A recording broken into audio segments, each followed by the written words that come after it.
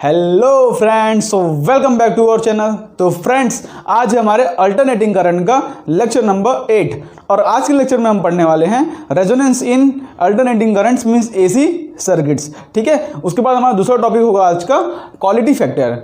तो समझाऊंगा कि भाई रेजोनेंस होता क्या है, कैसे हमने दो केस पढ़ चुके हैं हम एलसीआर सर्किट में, जब एक्सएल ग्रेटर देन एक्सी था और जब एक्सएल लेस देन एक्सी था, उसके ऊपर हमने कहानी देखी थी। लेकिन तीसरा केस जब XL equal to XC means inductive reactance और कैपेसिटिव रिएक्टेंस जब बराबर हो जाएं, तब सर्किट के अंदर किस तरह से कहानी होती है।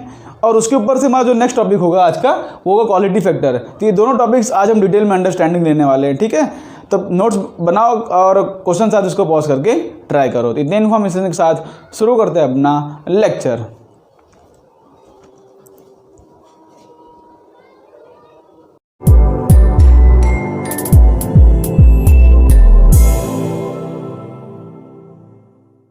तो फ्रेंड्स शुरू करते हैं अपना लेक्चर। ठीक है फ्रेंड, हमने एलसीआर सर्किट में पढ़ा था, आपको पता हो एक सर्किट था जिसके अंदर रेजिस्टेंस मतलब इंडक्टेंस, रेजिस्टेंस और कैपेसिटेंस तीन हो, उसको हम बोलते हैं एलसीआर सर्किट। और यहाँ पर एक एसी का सोर्स हो। ठीक है, किसी के इंस्टेंट में मान लो इस तरह से करंट फ्लो कर रहा है, किसी इंस्टेंट में मान लो करंट आई है, मान लो ये वोल्टेज वी है। तो हमने इसका पूरा कहानी देखी थी भाई। मान लो ये रेजिस्टेंस आर हो, ये इंडक्टेंस एल हो, मान लो ये रेजिस्टेंस आर हो और ये कैपेसिटेंस सी हो। हमने देखा था इसके अक्रॉस जो वोल्टेज होगा वी एल होगा, इसके अक्रॉस जो वोल्टेज है वी आर और इसके अक्रॉस जो वोल्टेज है वी सी। तीनों सीरीज कॉम्बिनेशन में तो किस तरह से कहानी होती है, करंट को हम रेफरेंस मान के चलते हैं। तो करंट को इस तरह से ड्रॉ करते हैं, ये हमारा करंट, ठीक है, उसी में हम ड्रॉ करते हैं वी आर और ऊपर की तरफ बिकॉज हमारा वोल्टेज इंडक्टर में लीड करता है, इंडिविजुअल इंडक्टर की बात करो इसके अंदर वोल्टेज लीड करता है, तो जो है वोल्टेज आगे बना दिया। क्योंकि इंडक्टर में क्या होता है, करंट लैग करता है, मतलब वोल्टेज लीड करता है π/2 से, और कैपेसिटर में वोल्टेज लैग करता है Vc। ठीक है, हमने नीचे बना लिया। बात क्लियर है इतनी? तो भाई इसमें तीन होते थे, तो इन तीनों दिन का रिजल्टेंट लिखते थे हम। तो हमने दो केस देख चुके हैं हम कि जब भाई VL ग्रेटर देन Vc हो, जब VL ग्रेटर देन Vc हो, या तो ऐसा बोल दो कि XL ग्रेटर देन XC हो, तब उसके ऊपर से क्या क्या कहानी होती पूरा हमने देखा है भाई। कि जब XL ग्रेटर देन XC होगा तब जो है VL माइनस Vc मतलब ऊपर की तरफ आएगा कुछ, क्योंकि ऊपर वाली वैल्यू बड़ी है। तब कहानी पूरी इंडक्टर के हिसाब से चलेगी कि जो इसका जो टोटल पोटेंशियल होगा वो करंट से मतलब लीड तो करेगा लेकिन नॉट π/2, इसका जो रिजल्टेंट कुछ यहाँ पे आता है। ठीक है, हमने देखा था। और जब XL लेस देन XC हो, या तो दूसरा कहानी हमने देखा था कि जब XL लेस देन XC हो, या तो ऐसा बोलो, यहाँ पे ऐसे लिख दो, या तो कि जब VC ग्रेटर देन VL हो, या तो बोलो XC is greater then XL, दूसरा कहानी। तो इसके ऊपर से मैंने पूरी कहानी देखी थी। इसका नेट वोल्टेज जो यहाँ पे आता था, वो नेट वोल्टेज करंट से लैग तो करता है लेकिन π/2 से नहीं, कुछ फाई एंगल से। तो हम वो सब तो देख चुके हैं हम। अगर आपने वो नहीं देखा हो तो आप पिछले लेक्चर जो है देख कर आएँ। क्लियर? उसके बाद तीसरा केस ऐसा होता है जब VC is equal to VL, या तो आप बोल दो कि XC is equal to XL। ये तीसरा केस है, इसको हमने वहाँ पे स्किप कर दिया था और हमने बोला है कि इसको हम स्टडी करेंगे। तो आज ही तीसरे केस की बारी, इसको स्टडी करने वाले हैं। बात क्लियर है?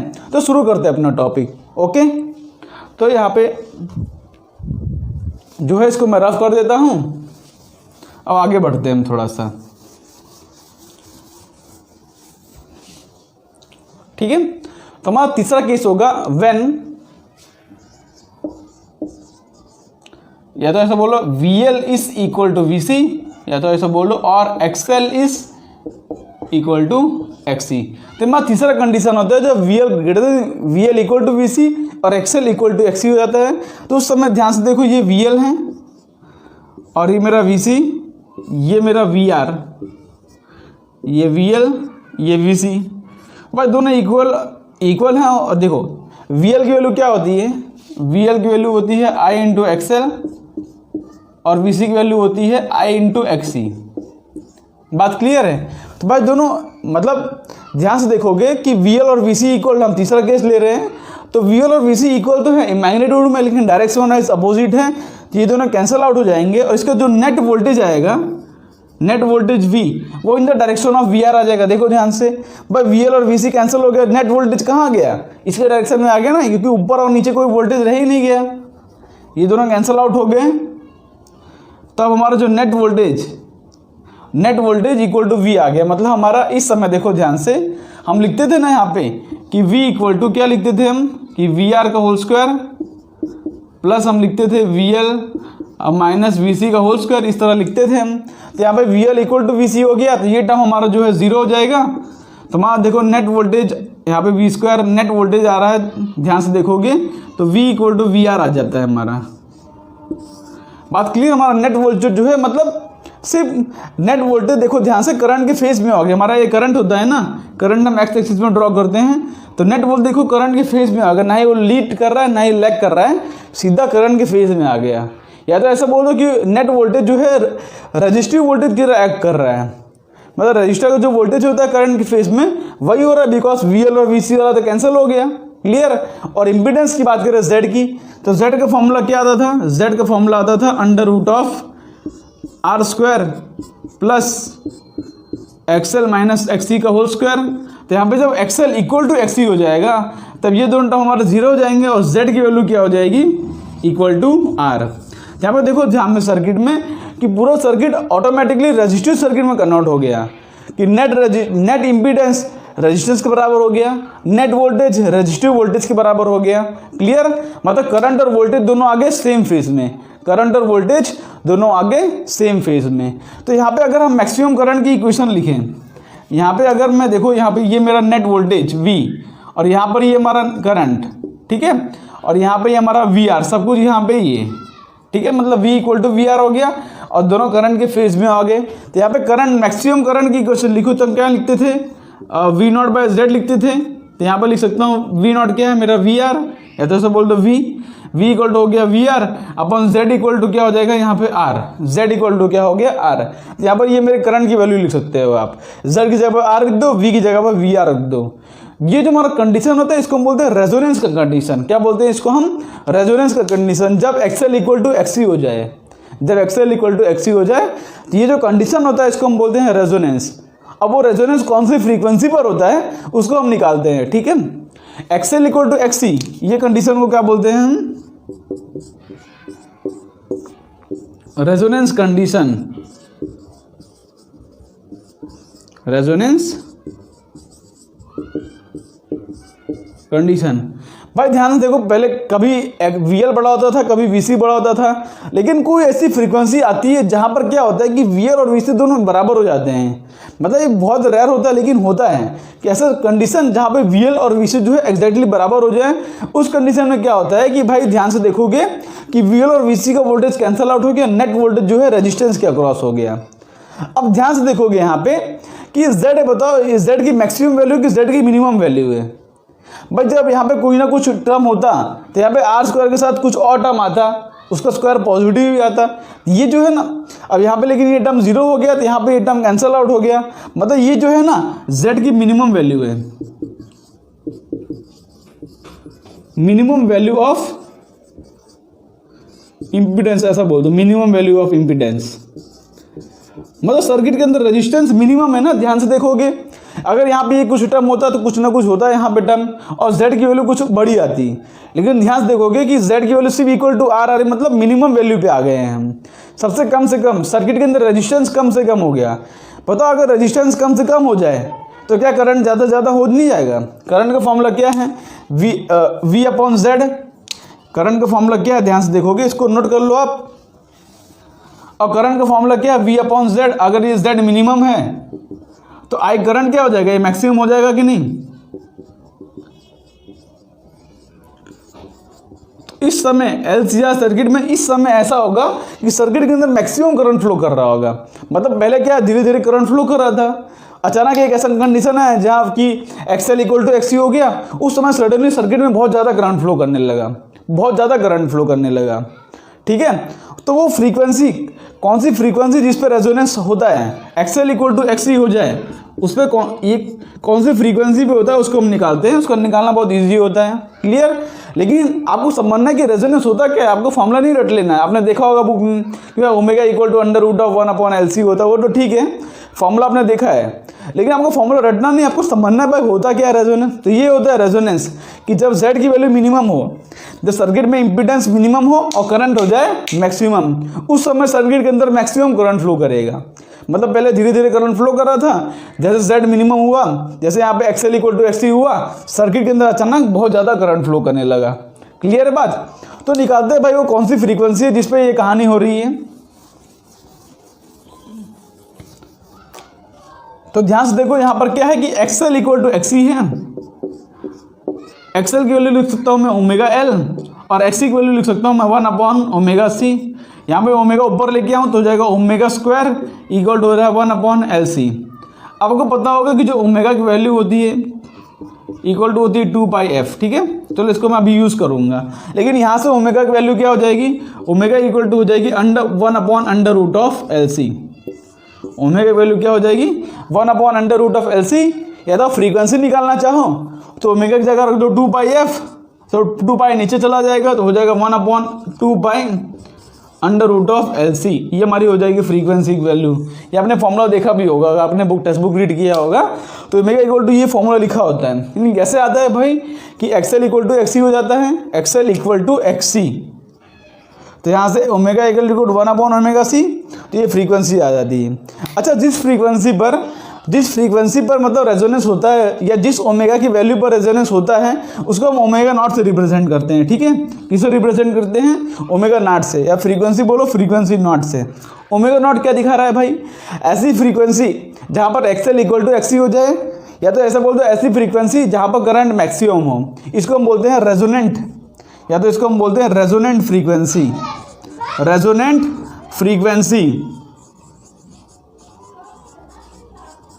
ठीक है। ऐसी फ्रीक्वेंसी जहां पर करंट क्या हो जाए, मैक्सिमम हो जाए, या तो ऐसा बोलो सर्किट के अंदर मिनिमम वैल्यू ऑफ इम्पीडेंस हो जाए, या XL इक्वल टू XC हो जाए। क्लियर है। और इसको हम बोलते हैं ओमेगा नॉट, जो कि हो जाएगा एंगुलर, मतलब रेजोनेंट एंगुलर फ्रीक्वेंसी, ठीक है। ओमेगा नॉट से उसको रिप्रेजेंट करते हैं। क्लियर है बात। तो भाई हम देखते हैं कि भाई इसके अंदर ग्राफ देखते हैं किस तरह से करंट वेरिएशन करता है, किस तरह से अचानक करंट मैक्सिमम हो जाता है, उसका ग्राफ भी हम देखते हैं, ठीक है। इसको यहाँ से मैं रफ करता हूँ। क्लियर है भाई कि रेजोनेंस पे होता क्या है, रेजोनेंस पे करंट मैक्सिमम हो जाता है और सर्किट के अंदर जो रेजिस्टेंस होता है मिनिमम हो जाता है, ऐसा बोल दो इंपीडेंस मिनिमम हो जाता है। क्लियर। और उस कंडीशन पर XL इक्वल टू XC होता है, ओके। तो फ्रीक्वेंसी होता है 1/2π√LC। क्लियर है। तो हम देखो थोड़ा बहुत हम ग्राफ देखते हैं, सबसे पहला ग्राफ किसका देखता हूँ। अच्छा, आपने ये ग्राफ तो देखा ही होगा, आपको मैंने लेक्चर में करवाया था भाई। अगर यहाँ पे XL लिखा हो, या XC लिखा हो, या R लिखा हो, और उसका ग्राफ विथ फ्रीक्वेंसी, तो हमको पता है कि भाई XL इक्वल टू होता है ओमेगा L, और XC इक्वल टू होता है 1/ωc। इस तरह से आप ग्राफ ड्रॉ कर सकते हो।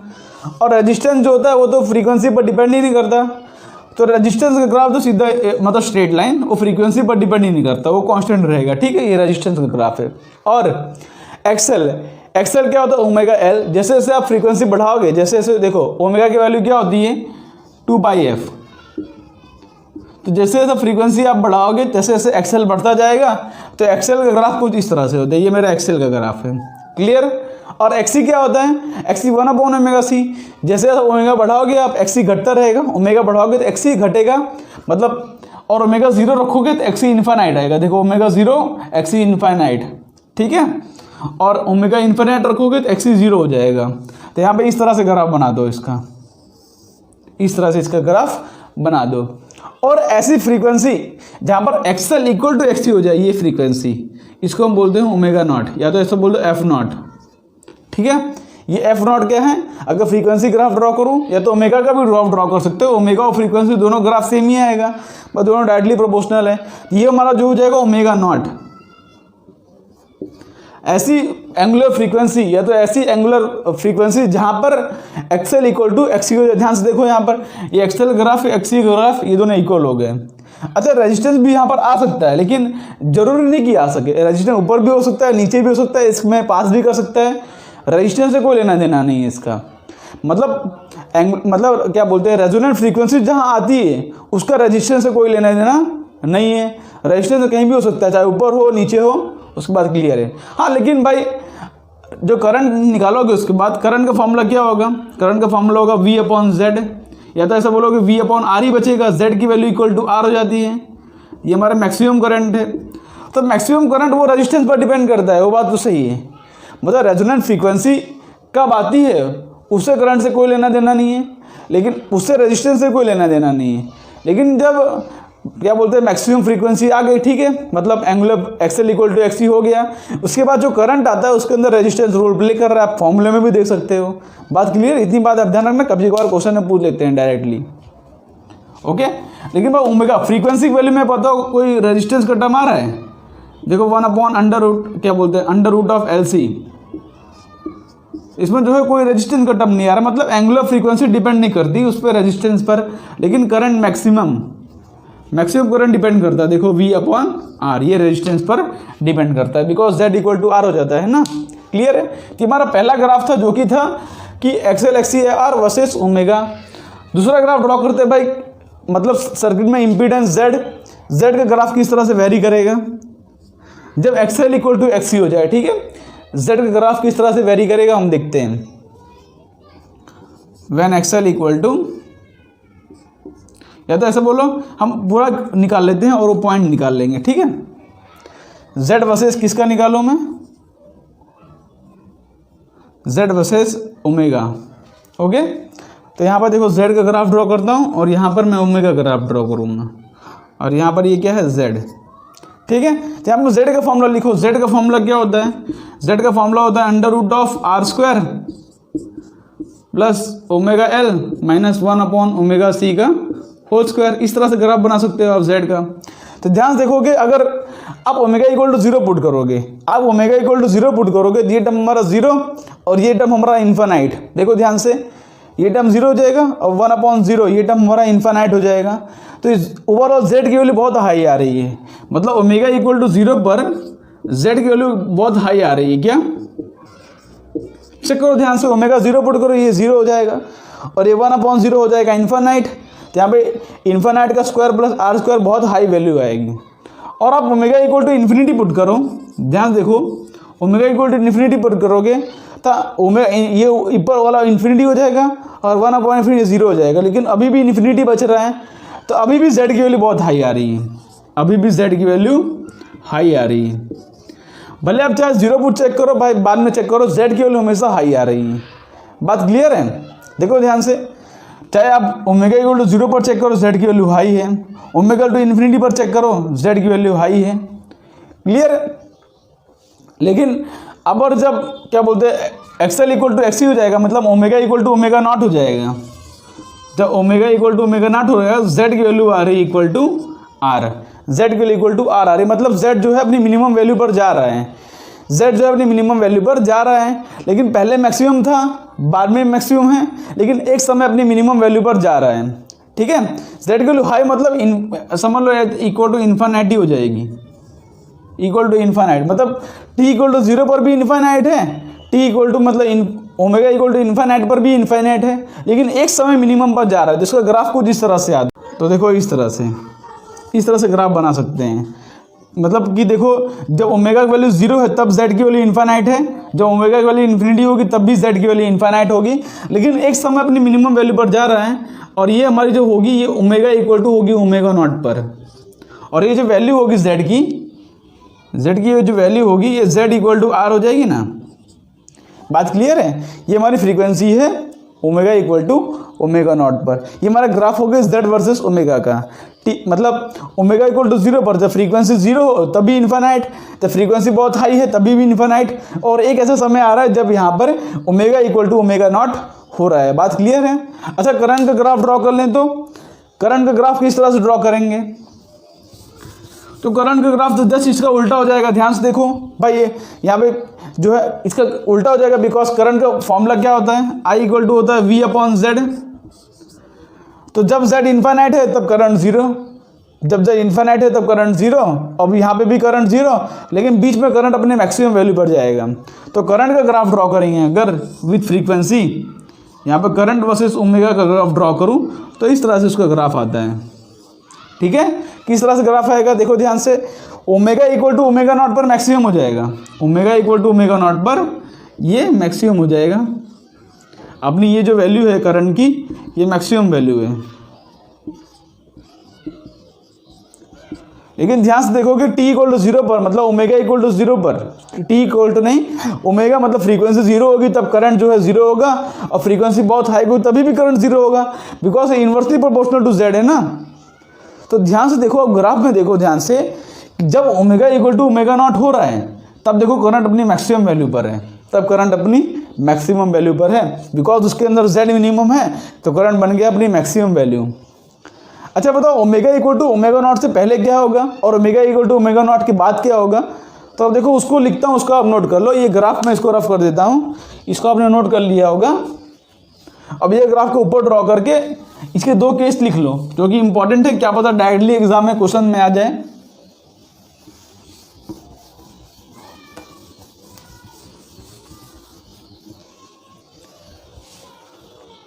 ठीक है, तो यहाँ पर यही ग्राफ ड्रॉ करता हूँ मैं करंट का। ये लो मेरा करंट का ग्राफ, कैसे ड्रॉ करोगे बताओ?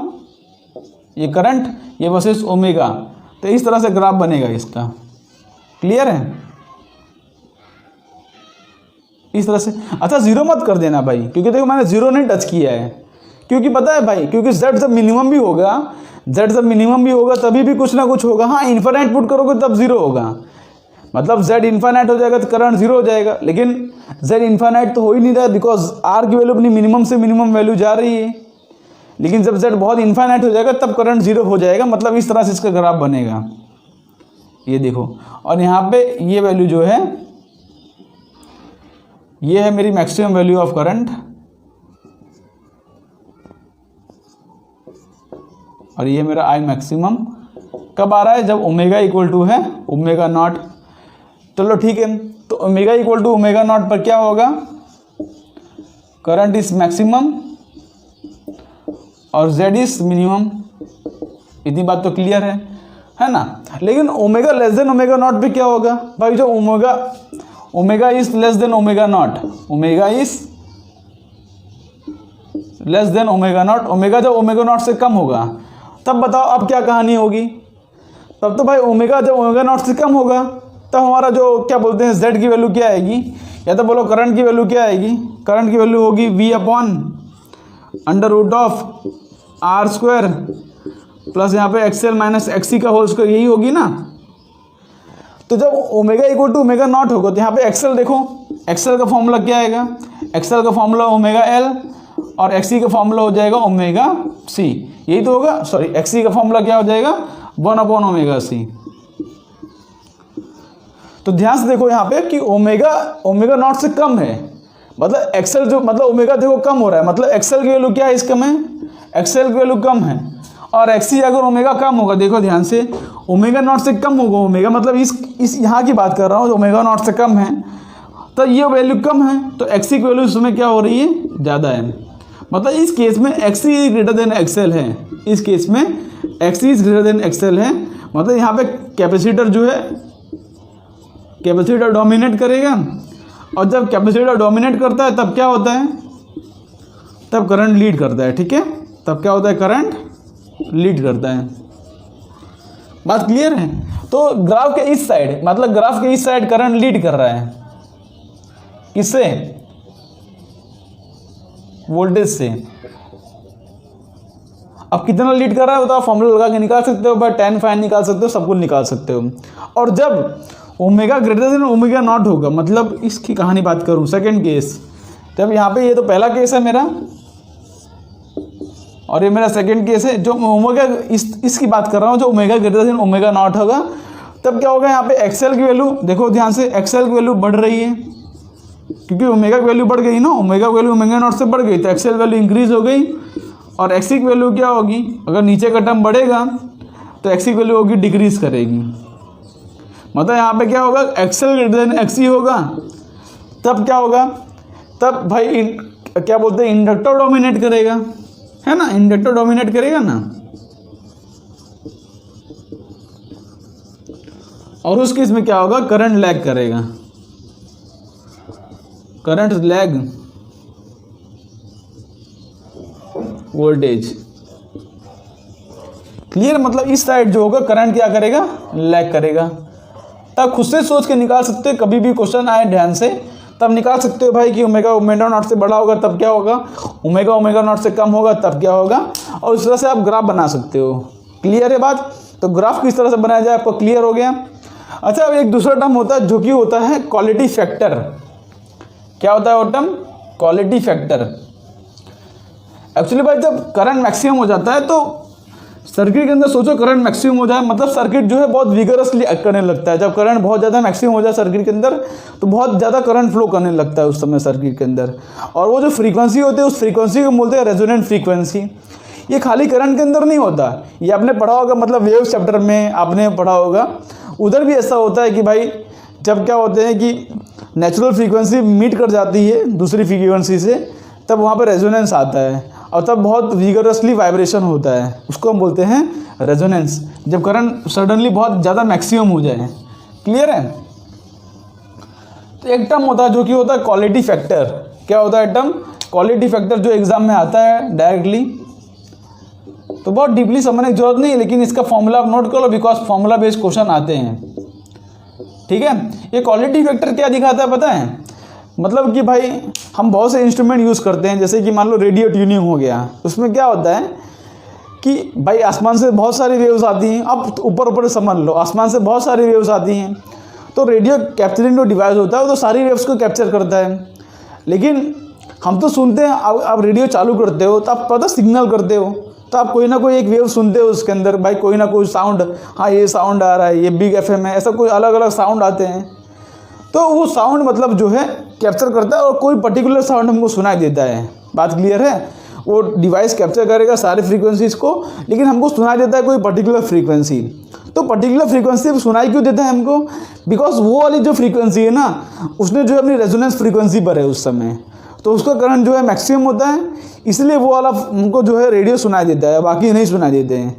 बाकी वाले क्या होते हैं, वो कम कम सुनाई देते हैं क्योंकि उनका जो है करंट इतना मैक्सिमम नहीं होता। लेकिन जो फ्रीक्वेंसी आप सुनते हो उस समय उसकी रेजोनेंस फ्रीक्वेंसी होती है।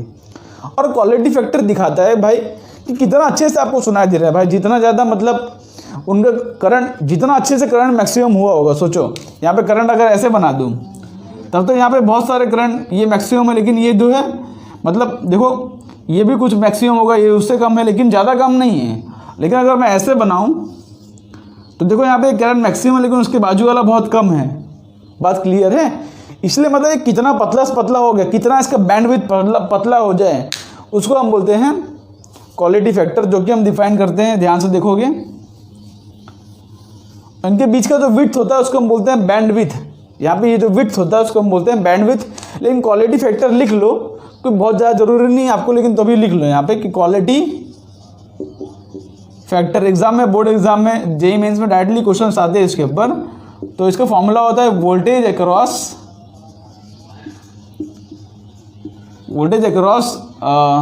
इंडक्टर और कैपेसिटर। इंडक्टर या तो कैपेसिटर ले लो,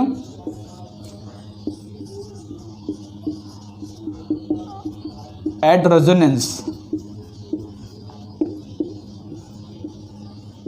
डिवाइड बाय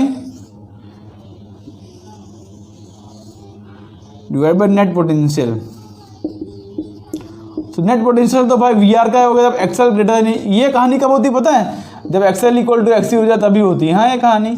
तो जब एक्सएल इक्वल टू एक्सी होगा तो voltage across inductor, voltage across inductor क्या होता है, VL upon net potential we.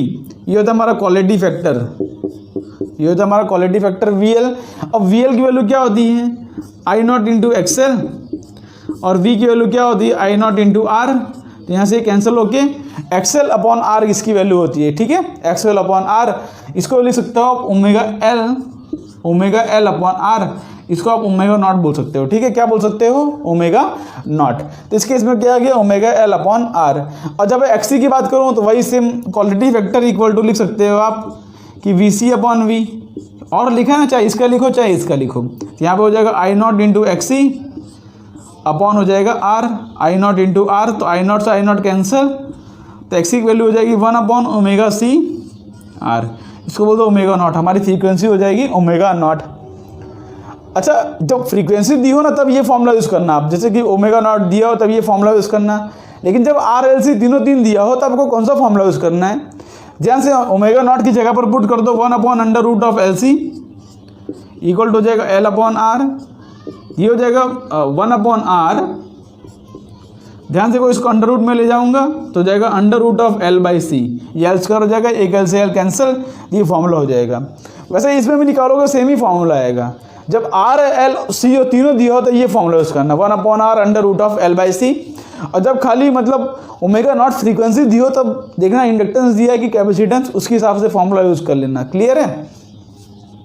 Because दोनों का लास्ट में आंसर तो सेम ही आता है। देखो ये क्या हो जाएगा 1 upon under root of L C into C into R, तो यहाँ से भी वही आ जाएगा 1 upon R under root of L upon C, 1 upon R under root of L by C, इस तरह से फॉर्मूला आता है। दोनों में सेम ही फॉर्मूला आता है, चेक कर सकते हो, वेरीफाई कर सकते हो। तो ओवरऑल अगर एल सी आर तीनों दिए हो तो ये फॉर्मूला यूज़ करना, फ्रीक्वेंसी दी हो तो ये फॉर्मूला यूज़ कर लेना। बात क्लियर है? ये जो है डायरेक्टली इसके बेस पे क्वेश्चन आते हैं, इसलिए मैंने इसको करा दिया। तो आज का छोटा सा टॉपिक था जिसके अंदर हमको पढ़ना था कि रेजोनेंस होता है तो सर्किट में तो क्या होता है, और क्वालिटी फैक्टर हमने पढ़ लिया। ठीक है, और एक टाइम होता है बैंडविड्थ। बैंडविड्थ का फॉर्मूला आप नोट कर लो, बैंडविड्थ का फॉर्मूला मैंने आपको बताया था, मतलब वो दो, मतलब इस तरह से वेव बनाया ना, जब करंट का हमने ग्राफ बनाया तो दो वेव के बीच में विड्थ कितना, इसको हम बोलते हैं बैंडविड्थ। इसका फॉर्मूला होता है आर अपॉन एल। ठीक है, बैंडविड्थ का फॉर्मूला होता है आर अपॉन एल, इसको भी आप नोट कर सकते हो। क्लियर है? तो जो है इसको बहुत डीपली सोचने की जरूरत नहीं है, जितना इंपॉर्टेंट था उसको मैंने यहाँ पे बता दिया। तो होप सो आज का लेक्चर आपको पसंद आया होगा। अगर पसंद आया हो तो वीडियो को लाइक कर दें। तो मिलते हैं आपको नेक्स्ट वीडियो में, तब तक के लिए बाय बाय।